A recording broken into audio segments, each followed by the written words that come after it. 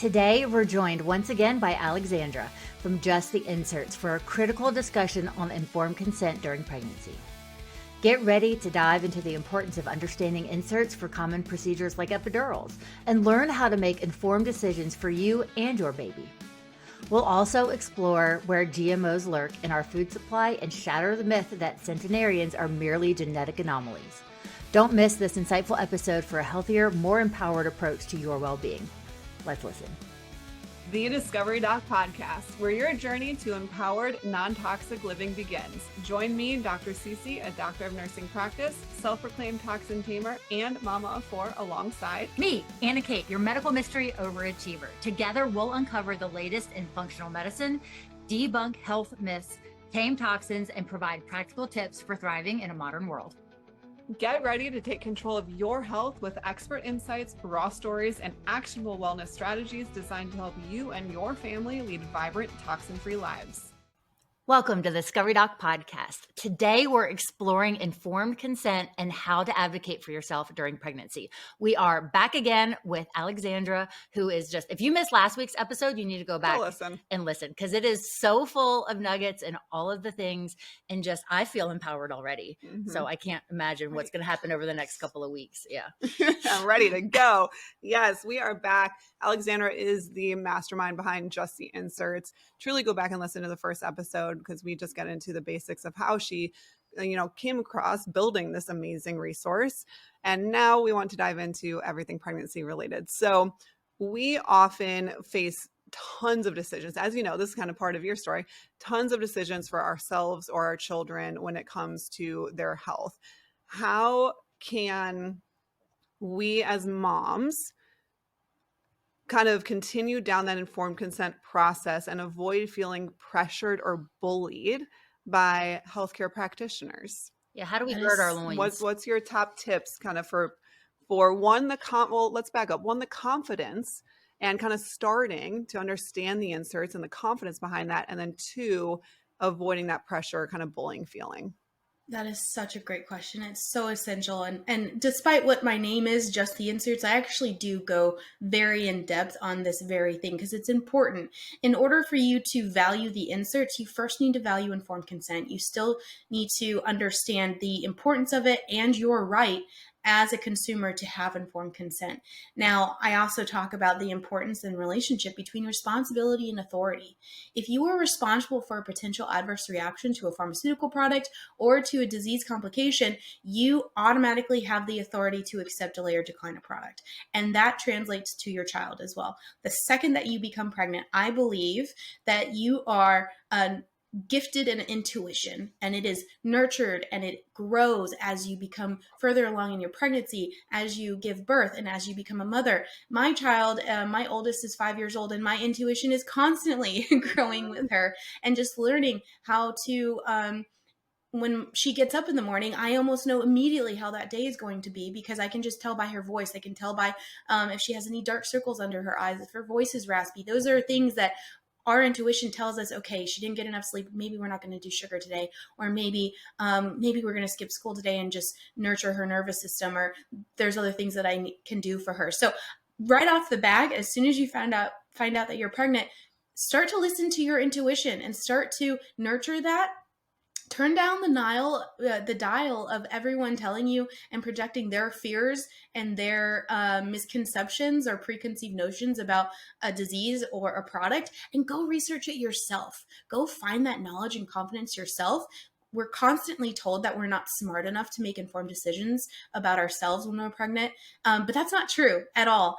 I talk about in my book that the ability for us to understand anything in our life is through our body. And so we should have that ability to understand our bodies because it's the mechanism of which we can understand anything else. So it's not necessarily that you don't have the capability to understand. It's just you're not given the opportunity to research that, and you're not given the confidence by those around us in our culture, or maybe your medical professional, to start learning about that. And I even talk about it too. I'm humble enough to just go onto YouTube. There are many medical agencies and .gov resources on YouTube that teach you about the body, teach you basic biological events that occur when you accept acetaminophen, or basic biological things that happen in your circulatory system.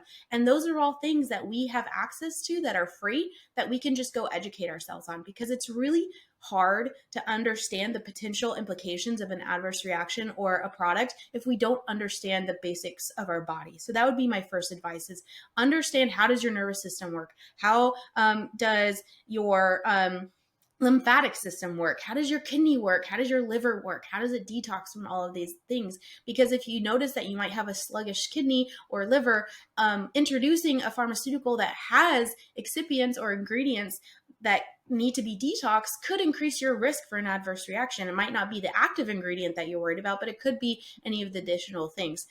So I have firm belief that anyone listening can make informed decisions for themselves.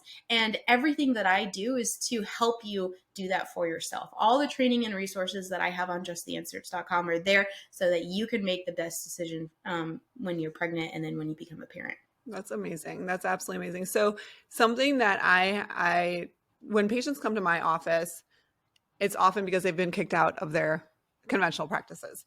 And I will never reject a patient ever, because to me, that's malpractice, right? If a parent is assigned to do something that the medical community does not agree with, then they kick them out. How is that not malpractice? Now you're not caring for a newborn or a 1-month-old because of a decision that the parents want to make for their own child.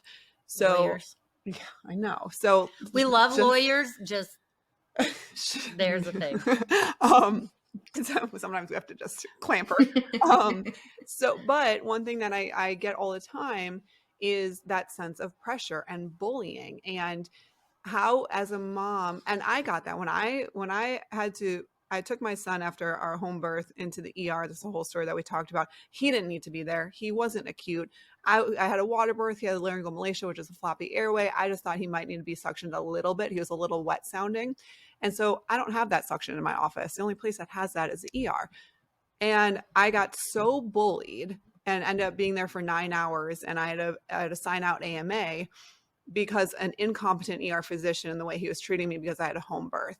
Mm-hmm. So I understand the bullying that can occur. And I'm a practitioner who was 2 days postpartum, who has a husband who is an MMA fighter with all these big muscles standing next to me. And we were still bullied. Yeah. So in that moment, I was like, man, this is what happens if it's the mom herself, who's soft-spoken, who is uncomfortable standing up. What would be your number one tip to that mom who it's not natural for her to kind of stand up to that sense of pressure? That's great. And you hit on the patient having an advocate with you, which would be your husband. Yeah. Find someone. There are so many doulas out there. There are so many naturopathic practitioners, functional medical people that will offer services to accompany you to a hospital environment. Try to find them, try to have them on call right out. If you're pregnant, that's the first thing that I would recommend. A lot of midwives do it as well.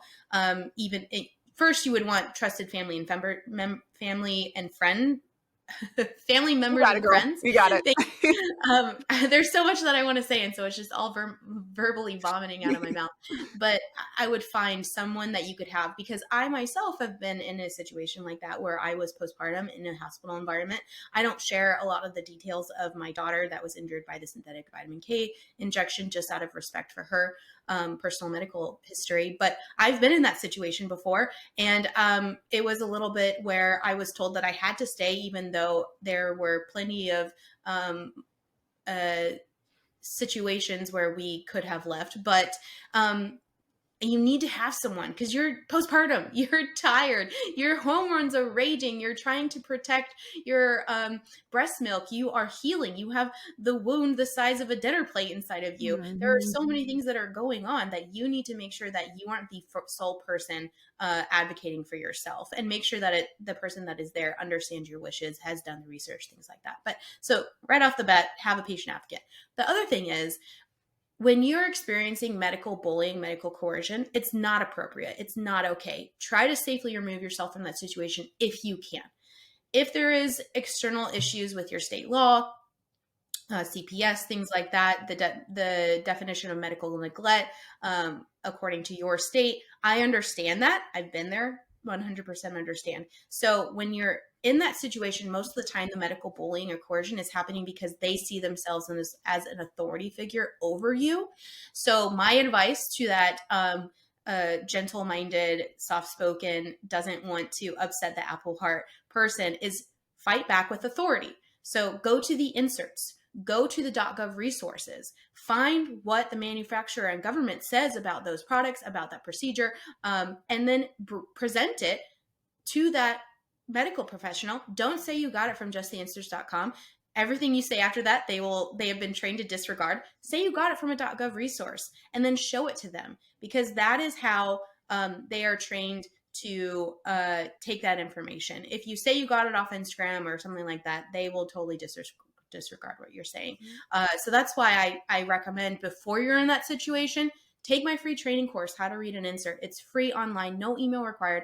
I don't profit at all from that training course. I don't take any third-party data or ads or anything like that. There's optional audio in English and Spanish. Take it and learn how to find and read manufacturer inserts. So if you're in that situation, you can pull up your phone and you can find what you need and make those critical decisions. And then you can present it and say, okay, I was looking at the manufacturer insert that's on the FDA website, says that this is a contraindication. My child has this contraindication, and then go from there, whatever the situation might be. Right. That was actually a question I wanted to ask you last episode, was tips for those parents who are just starting out. So I'm glad you just, mentioned that to our audience.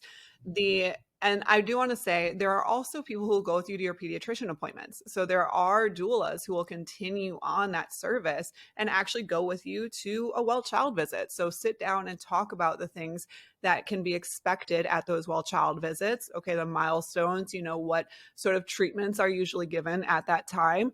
Go through the research of it, look at those manufacturer inserts, make up your decision beforehand, and then bring someone with you. If you're not comfortable kind of standing in that dirt, bring somebody with you. And I understand that, because even I'm so confident in decisions I make for my family, my kids, but you are in especially as women, I feel like we are placed in very sensitive times, in our journeys of motherhood, that sometimes I get in that situation and I even shut down a little bit. So I'm so thankful that I have someone like my husband. If I tell him no, he's like, you can, it's no, or you can, get the out of here. No is a full sentence. No is no. Exactly. Yeah. And he's so confident with that. So I'm so blessed to have him. But, there are people who will go with you, not just to the hospital, not just during birth or labor, but also to pediatrician appointments. Now, go ahead. Oh, I'm sorry that you just brought up a great point, because so many times too, whenever we accept products, speaking from experience, sometimes we do it because we don't want to upset someone. We don't want to inconvenience someone. And that's not okay. That's a very unhealthy precedent to set. If you're accepting a product just because you don't want to upset someone, that's called consumer guilt. And I do touch on that in the book. And that's something that we really need to be aware of, the psychology behind that. Because that's just not healthy. You don't want to be accepting a product. Like I said, responsibility equals authority. You are responsible for the adverse reactions of any product you accept. So you have the authority, and you can stand in that authority with confidence and knowledge. And I do too, you can the pendulum can swing on the other side. I've seen people who get very aggressive and they start yelling and pointing their finger and talking how evil the doctors are and things like that. And I know that not all medical professionals are, because they're in my DMs.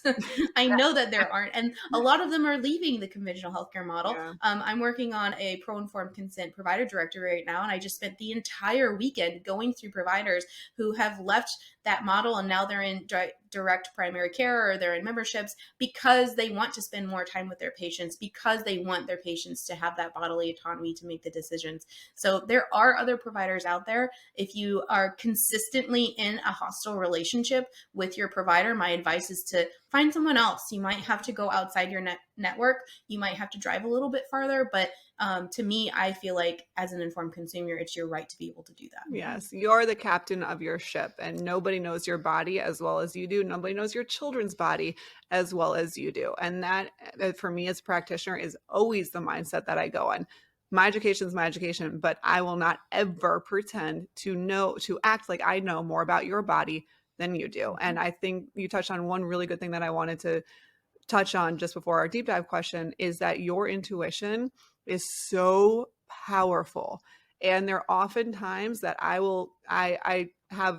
trust my own intuition too when it comes to patients, but I will turn it and I will say, listen, here are your options. Trust your intuition, whether it's as a mom or as my patient, if I'm seeing the adult, trust your intuition and go with that. We are so separated from ourselves and our own intuition. It's just how society has made us for whatever reason. But that is so much more powerful than any medical provider. Now, deep dive question for you as we're talking. Wait, what? I want to insert something. Okay, insert. No pun intended. So from someone that has been to the ER several times for multiple reasons, not just in pregnancy or anything like that, or post-pregnancy, always bring someone with you, because lots of things are happening. Even if you would just have someone document, okay, we saw this doctor, it took us this long, like this is what they recommended, this is the paperwork that we signed, this is what they said it was going to cost. You take a screenshot, you take a picture of it, have someone do that, because when you're the one that's in the ER, you don't really feel like doing all of that. So having someone that can kind of help keep pace, and also if this is something that happens not continuously, but it's happened more than once, then you have someone that can advocate for you of, hey, this has happened before, that we have a history of this. Like I have a history of blood clots. So when I feel something off, I'm going to go to the ER. Yeah. If it's in the middle of the night or I can't get to see her or someone else or my hematologist or whatever. If I know my body, I know something's wrong, but having that other person to help you advocate in any appointment, but especially an ER appointment, make sure that 100%. You have someone with you. Yeah. I have so many patients who, even when something goes, I don't want to say wrong, but awry or different after birth, and I'll ask, hey, and I know there's medical papers, but I'll ask the parents, hey, okay, were any interventions given outside of giving the baby oxygen?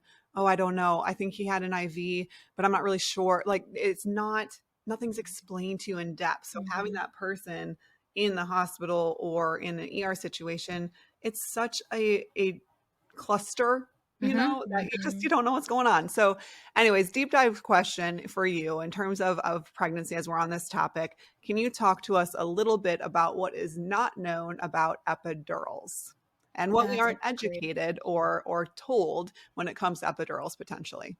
Yeah, epidurals was one of the first inserts that I did. I started over 4 years ago, and I think I did it within my first year. And oh man, I got raked to the coals by so many labor and delivery nurses. However, I really appreciate, I would say about 97% of the nurses that talked with me, either in the comments or the DMs, realized that they had never read the insert and realized that a lot of what they had been trained kind of conflicted with what the insert says. So the first thing is to understand that there is a fetal monitor that is recommended, and that's actually a screw. It's like a very thin metal that is recommended to be screwed into the baby's head.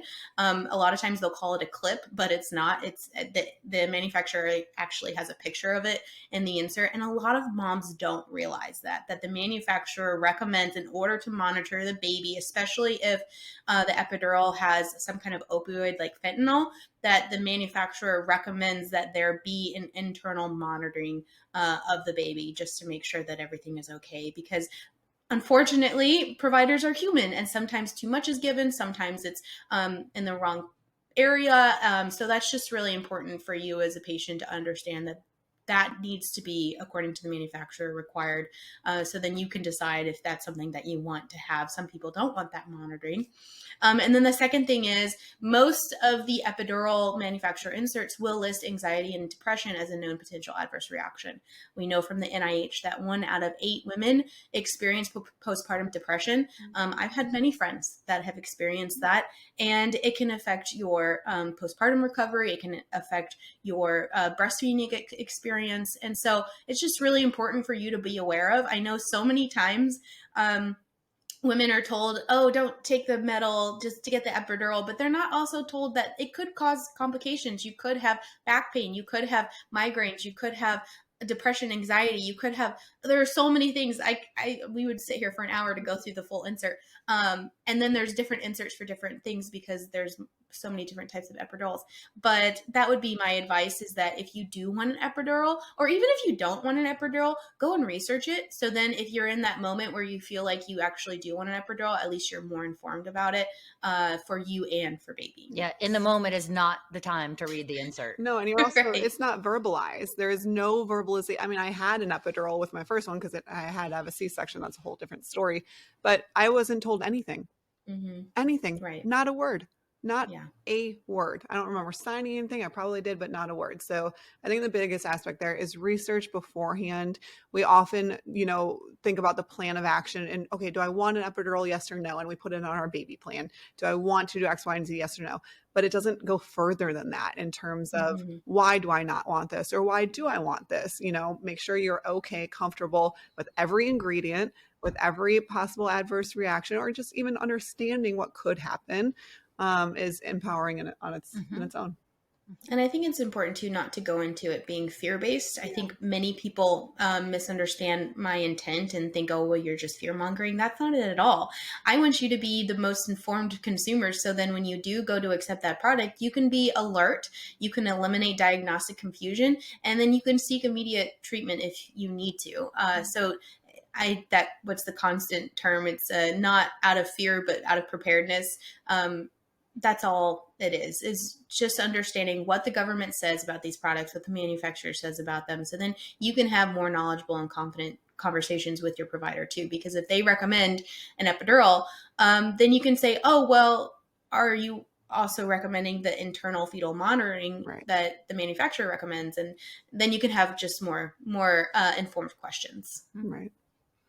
Well, we have touched on pregnancy, and we are going to dive in deeper in our next conversation with Alexandra, more into mommyhood. So make sure that you don't miss next week's episode.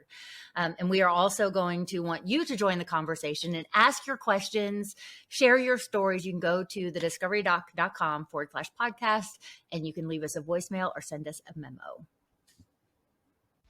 If you're seeking a natural and targeted approach to enhance your well-being, consumable nature-derived peptides might be the perfect fit for your lifestyle and budget. Experience the incredible benefits of these powerful compounds that work harmoniously with your body to promote optimal health. Looking to build muscle, target stubborn fat, boost energy without the crash, or improve sleep quality? Peptides offer solutions for all of these concerns and more. For those interested in taking their wellness journey a step further, explore the world of injectable peptides designed exclusively for you by our experts at Discovery Wellness Group.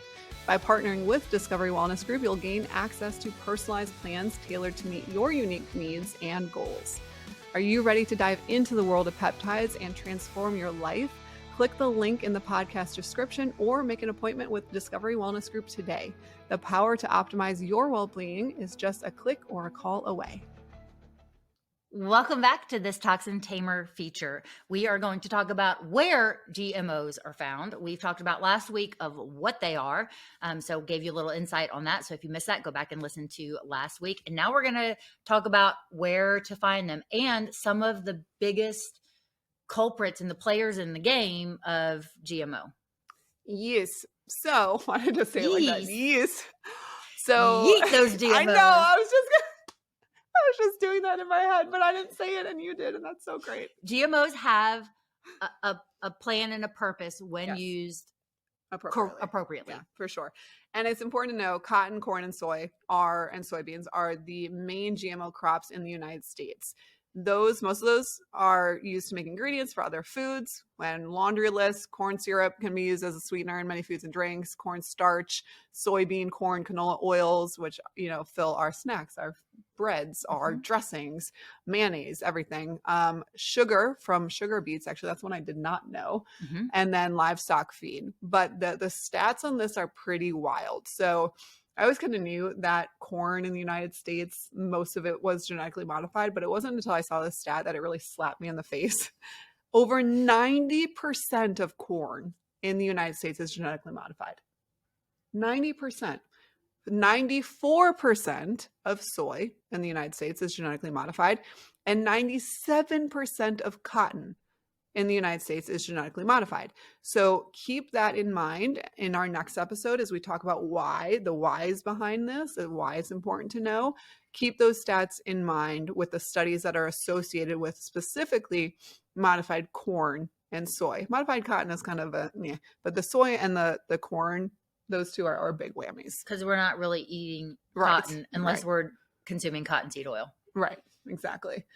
Which is much more rare than other oils, but still out there. The other big crops in terms of GMO in the United States: apples, alfalfa, canola, eggplant. Eggplant, actually, that one is not in the U.S., but other countries it can be genetically modified.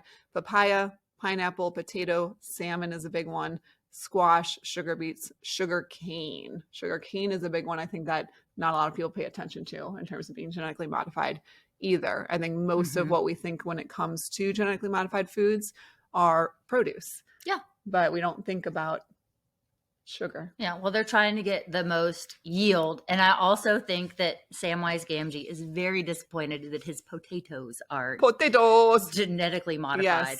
So for all of the meals of the day, especially 11sies, first breakfast, second breakfast, all the things. So what benefit does, when done correctly, like if we do it at home, so apples. So hundreds of years ago, you didn't want to actually eat an apple, like pick it off the tree and eat it. They would use it to make ciders and vinegars and all kinds of other stuff, but you wouldn't actually want to eat them. So like Johnny Appleseed, he went around doing these crabapple trees to make these other things, but you wouldn't like eat it like a fruit like we do today. So it has gone through its own modification process. And now when you're in the grocery store, you have a variety of apples to choose from green apples and Granny Smith all the way to pink ladies and Fuji apples or Fiji apples, whichever one it is, like all of the different things. There's different baking apples. And that's all because over the last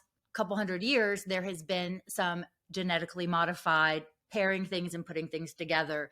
Now, when they become Franken apples and last forever, like that starts to become a problem. Yes. Because now you're consuming all of that. Right. Yeah. I was going to say something and then I totally forgot. You had a great point in there. What were you saying? Apples? Nope, I lost it. Johnny Appleseed, crab apples. Oh, strawberries. Yeah, because that tracks.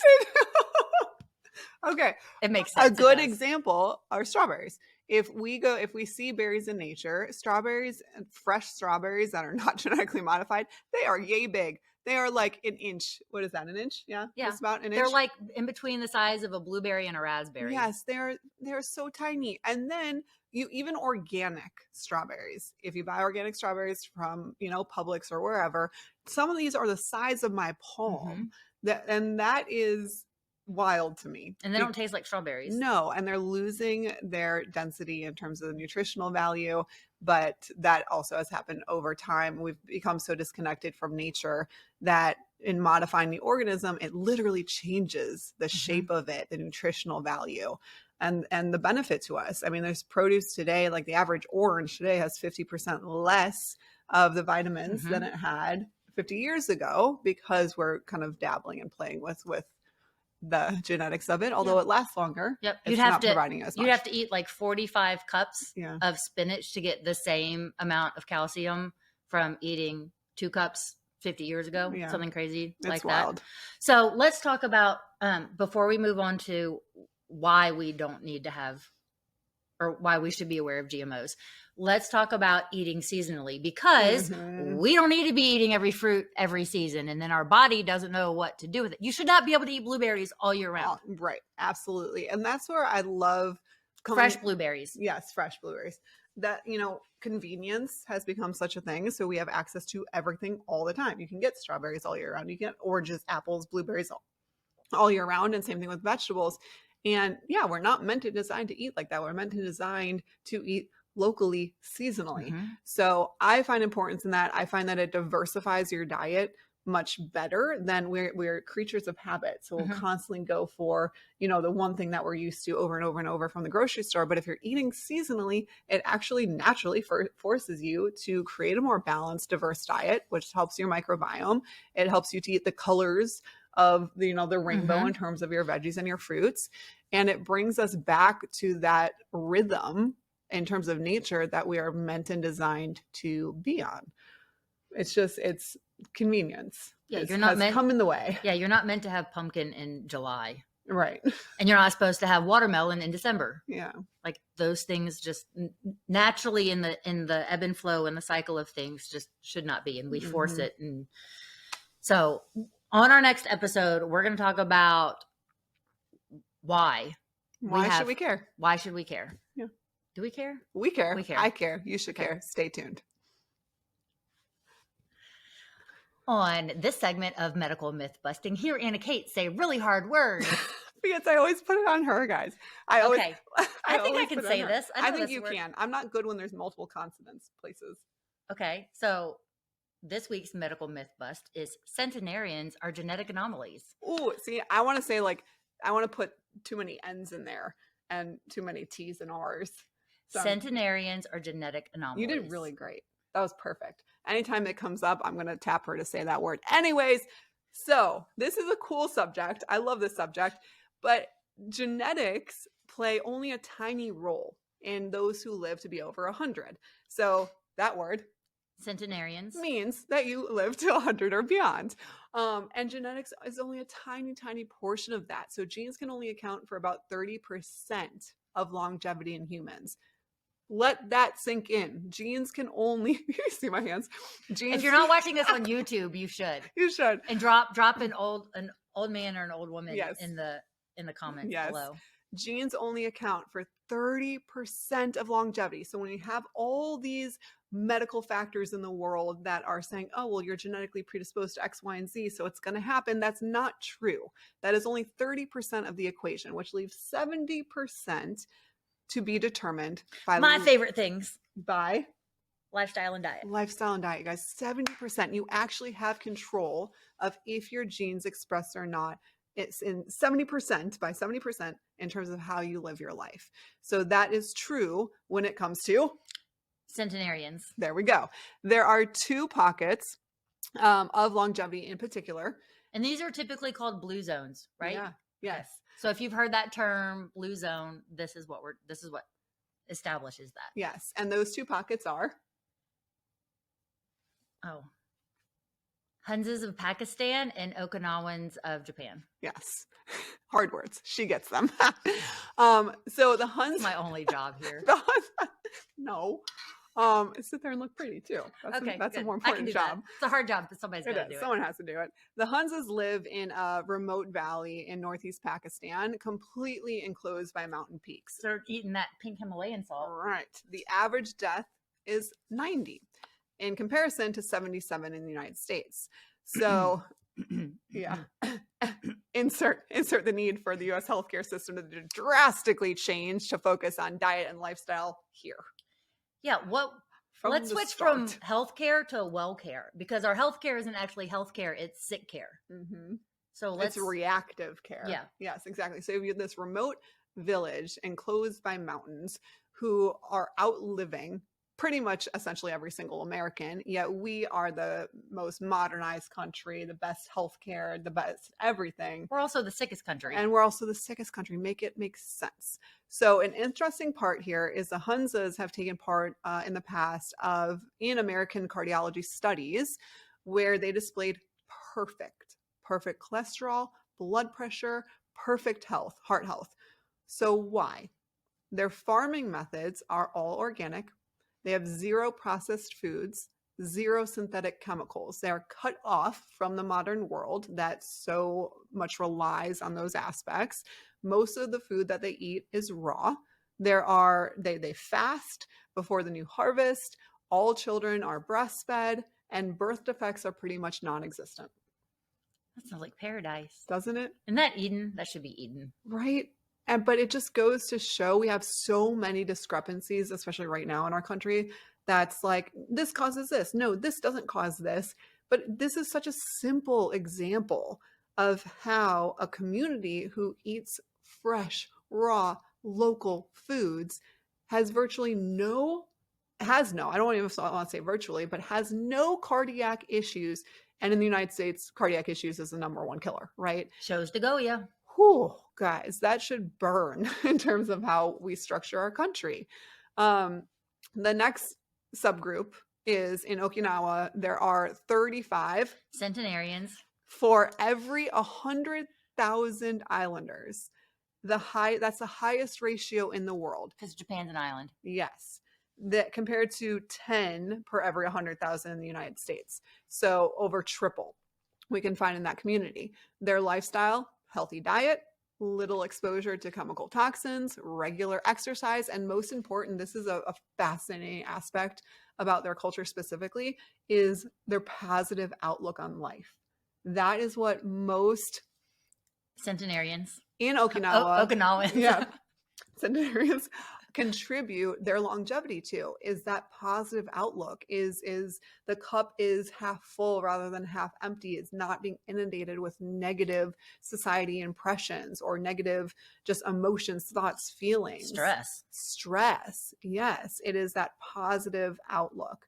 So it is absolutely achievable. This is absolutely achievable if we could just restructure how we view ourselves, our healthcare system, down to basics. It could be possible for us too. Mm-hmm. And it's all a choice. Mm-hmm. You have the choice, and not making the choice is also a choice. Right. So I wonder where Finnish people fall on this list, because that's a good Finns one. Yeah. are the happiest people on the planet. Yeah. Yeah. That's a good one. Or people, I don't know. Sorry, I don't know what to call them. Iceland would be another good one to look into. Yeah. Anyways, it's possible. Those Nordic countries are. Yeah. You know, we could learn a lot. Yeah. You know, I hail from like Vikings. Like my great grandfather is actually Odin, and my both maternal and paternal sets of grandparents settled New Sweden in Pennsylvania or New Jersey or wherever. Oh. My mom has tracked it back. Wow. So, and my brother looks like a Viking. That is so funny. Mm-hmm. Fun fact. AK's a Viking over here. Female version. Good to know. Let's get it. So, all right. Live to 100. Do the things. Make the good choices. Ditch processed things. Toxins. Yeah. Yes. Make better choices. And you may not live to 100, but having a better cognitive and better heart outlook. Mm-hmm. Yeah. Experience. She's struggling with her words right now. Yeah. It's fine. Yeah. But it's making me say the hard words. Yes. The thing is, just know that it's possible. Again, genetics make up 30% of our longevity. 30%. So the other 70 is up to you. Yep. It's your choice. Make good choices. Until next time. Let's discover together. We hope this episode has provided valuable information on the importance of informed consent during pregnancy and helped you understand the prevalence of GMOs in our food supply. Remember, taking charge of your health and longevity involves asking questions and making well-informed decisions. Join us again for more myth-busting and health-boosting insights, and always keep your quest for knowledge alive. Your well-being depends on it. Hold your horses. Before we ride off into the sunset, let's take a moment for a friendly disclaimer. The information shared on this podcast is for general informational and entertainment purposes only. While we strive to provide accurate and helpful information, we're not here to replace your trusty healthcare provider or doctor. Consider us your Discovery Doc trailblazers, sharing our knowledge and experiences as we journey forward towards wellness. However, remember to always consult with a qualified medical professional before taking any action based on the content of this episode. Like the Wild West adventure, this disclaimer may change occasionally, so be sure to check back for updates. Stay healthy, stay adventurous, and keep blazing trails with the Discovery Doc.